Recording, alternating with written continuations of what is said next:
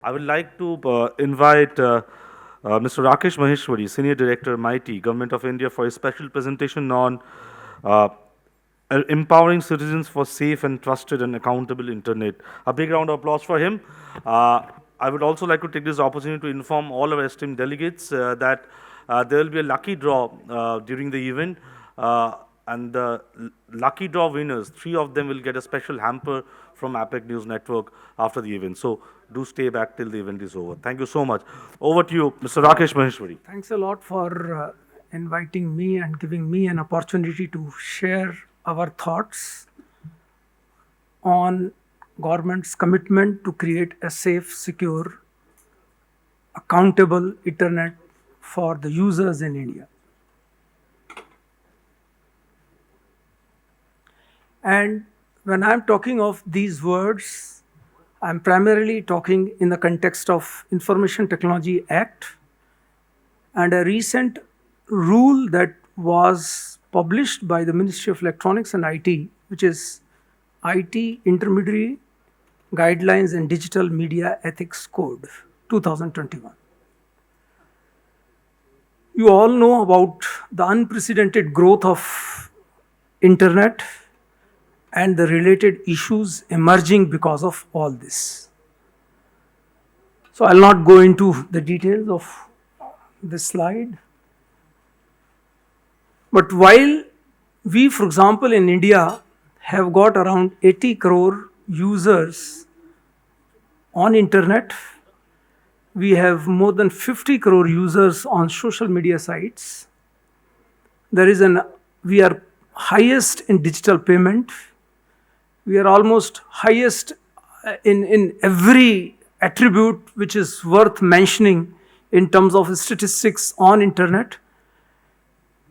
There are naturally issues because of the possible, I should say, misuse potential on internet.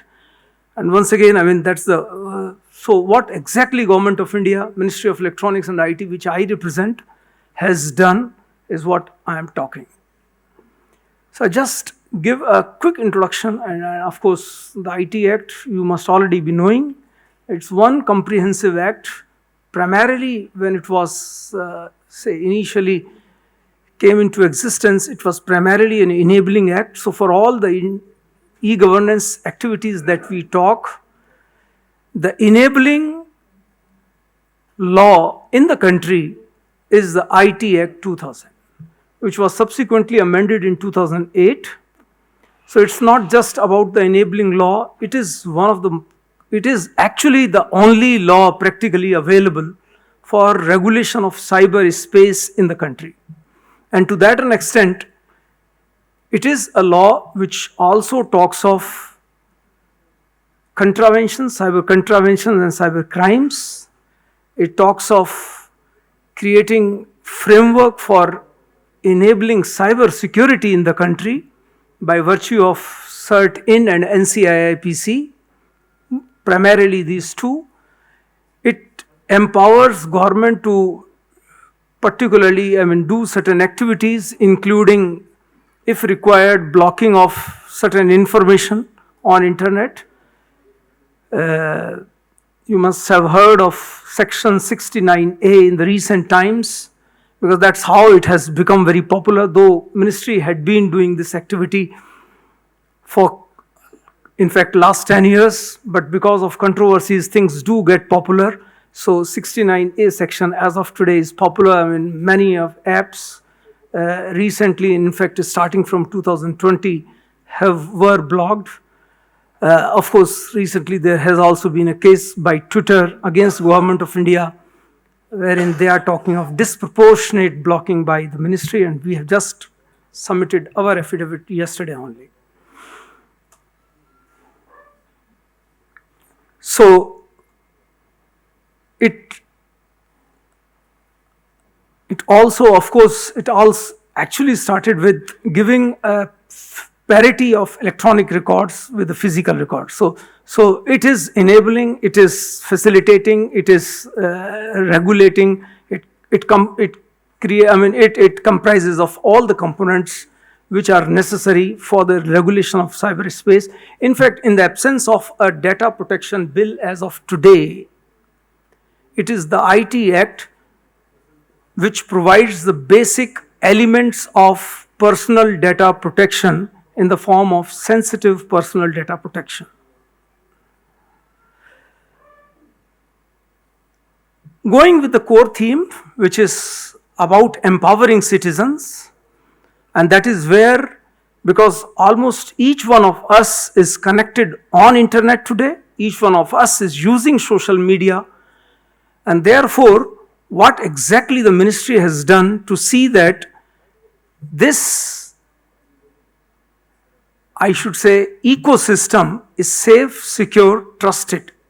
And that is where we already had the intermediary rules 2011, since 2011, which provided for certain due diligence. So in the IT Act, intermediaries, online intermediaries have been given, in fact, the exemptions from liability subject to certain due diligence. And that is where, because of the evolving ecosystem, we introduced these 2021 rules, not only talking of regulation of the intermediaries, but through the same rule, we also talked of creating due diligence for the online audio video platforms, for the online news platforms. So in a way, this one rule covers almost all, not almost, in fact, all online intermediaries, including significant social media intermediaries, including online news platforms, including any audio, video, online, on-demand platforms. A detailed FAQ was published both by Ministry of Electronics and IT and Ministry of I&B, which is also partnering because of VOD platforms or because of online news platforms, for which an AOBR was specially created in the year 2020. Now, when I talk of empowering citizens, first of all, any intermediary for that reason is required to have publish a privacy policy, is required to publish terms and conditions of their usage, is required to disable any unlawful content as and when brought to their knowledge by an appropriate government or by an order of the court, are expected to provide support law enforcement agencies by providing information in a timely manner, which is 36 hours. In fact, the rules also provided for the first time that in case there is a revenge porn, or there is a first party sexual content or impersonification which is derogatory in nature, then the individual concerned directly or through any of their representatives, which can be parents, which can be law enforcement agencies, which can be NGOs, can approach the concerned intermediary platform and ask for removal of such content within a time frame of 24 hours.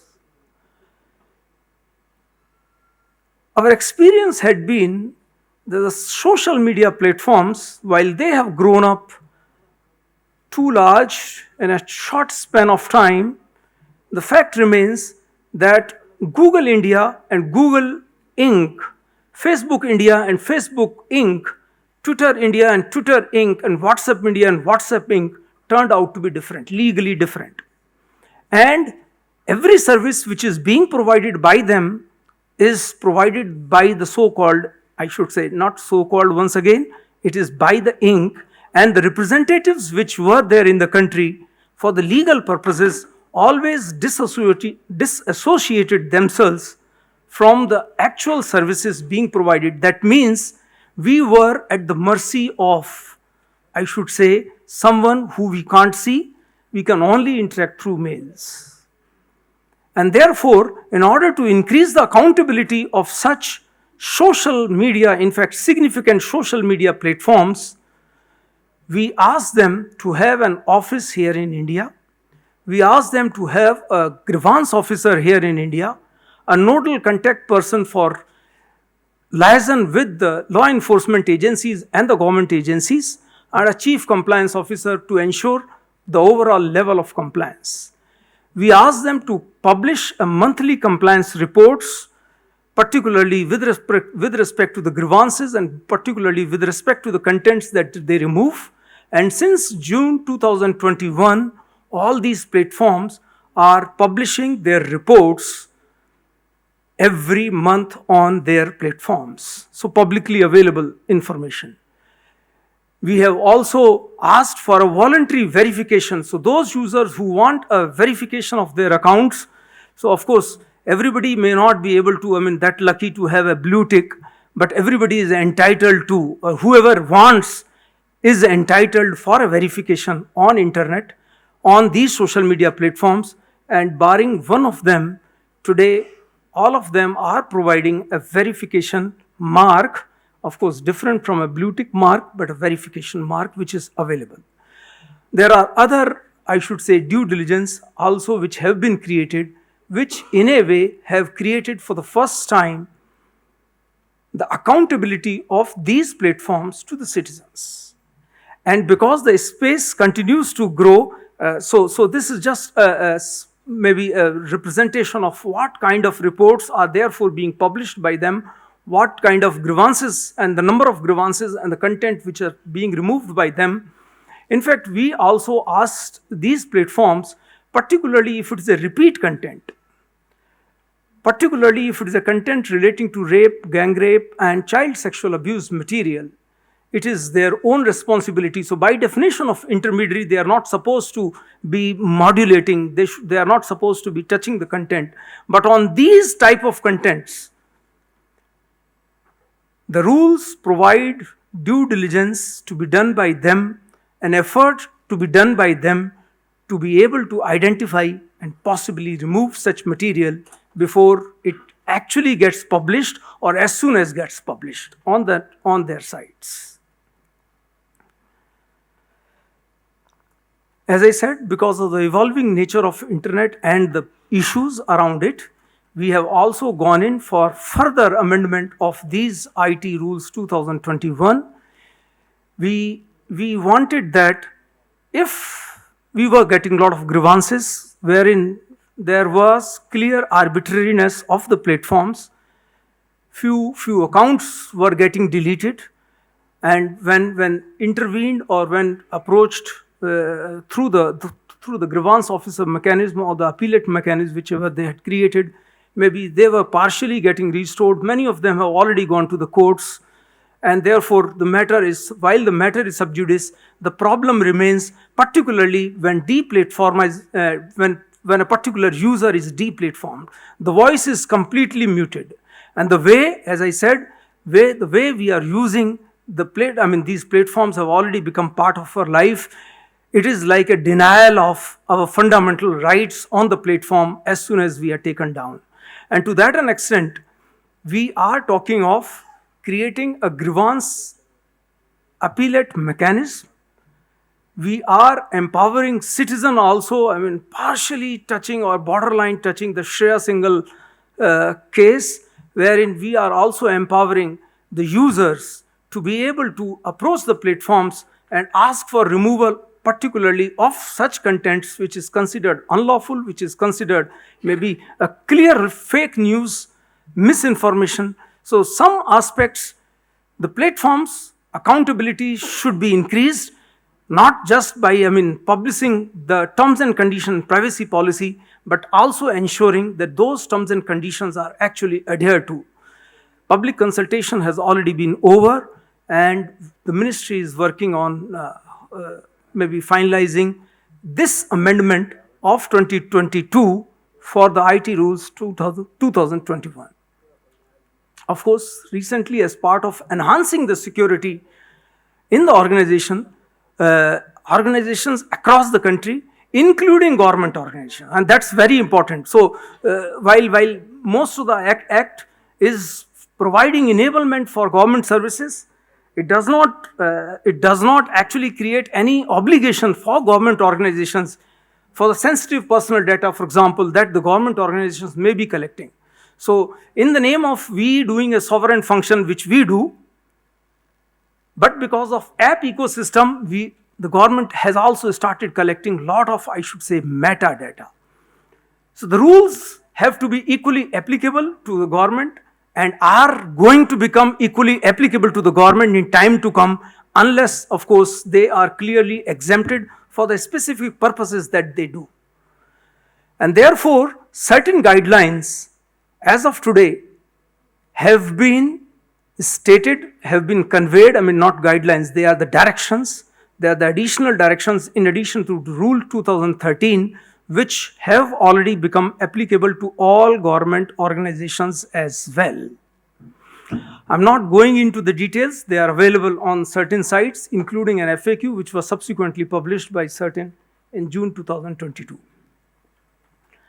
Lastly, the journey never ends, and therefore the ministry is already working on possibly looking for amendments to the IT rules. Unfortunately, the data protection bill was withdrawn because of, I should say, reasons. I mean, many of them are already, many of which are already there in the public domain. I'll not like to go into, but we are committed to come up with a data protection bill as soon as possible, and we are looking for a comprehensive amendment in the IT Act, particularly in the line of empowering citizens, that their rights are taken care of, that the accountability of the platform is further increased, that it is not just about online harms, that online unlawful content which should be removed. It is actually all sorts of online harms which must be acted and acted expeditiously. And of course, coming up with a comprehensive security framework. So all these things are there in the pipeline as of today, including decriminalization and therefore ease of doing business. In fact, those of you who are aware, in terms of IT Act, Schedule 1, we are in the process of amending Schedule 1 as well, thereby increasing the scope of valid electronic records. So this is the developments which are there, I thought I should be sharing with you. Thank you very much. Thank you, Sri Rakesh Maheshwari, Senior Director, MeitY, Government of India, for giving a detailed presentation, I must say, insights on the how we can safe and make trustworthy, accountable internet, and what MeitY is doing, Government of India doing in terms of IT Act. Thank you so much. I request Mr. Rajneesh De, Consulting Editor of APAC News Network, to come on stage and hand over the Leadership Trophy, Digital Governance Leadership Trophy, to Mr. Maheshwari. A huge round of applause for him, please. That was Mr. Rakesh Maheshwari, Senior Director from MeitY, Government of India. MeitY is Minister of Electronics and IT, Government of India. Thank you so much.